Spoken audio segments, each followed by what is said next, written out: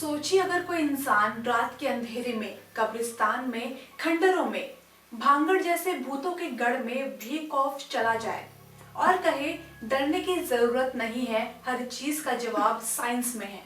लेकिन अगर वही इंसान एक दिन अपने ही घर के बाथरूम में रहस्यमय हालत में मृत मिले तो सवाल उठना लाजमी है।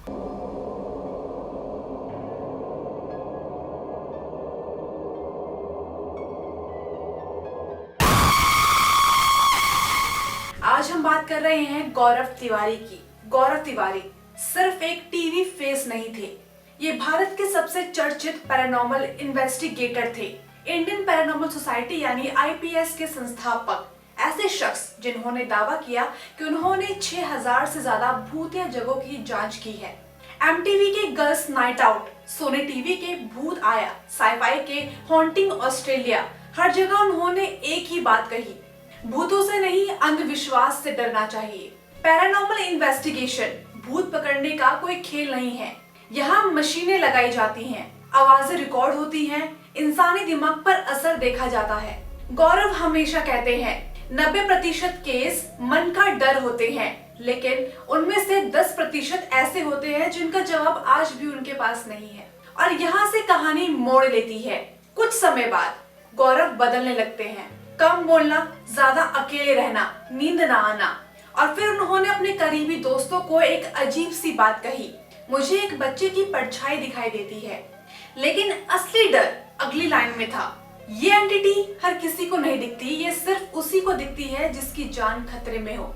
अब सवाल ये कि क्या ये सिर्फ डिप्रेशन था या फिर कुछ और। 7 जुलाई 2016 दिल्ली द्वारका, उनका अपना ही घर। गौरव तिवारी का शव बाथरूम में मिला। पुलिस ने कहा कि आत्महत्या है, लेकिन यहाँ से सवाल शुरू होता है। इसको ध्यान से सुनिएगा। बाथरूम में ना पंखा था, ना कोई ऊंचाई, ना कोई साफ साधन जिससे कोई खुद को फांसी लगा सके। तो सवाल ये है, अगर आत्महत्या थी तो कैसे, अगर हत्या थी तो किसने की, या फिर ये कुछ और था।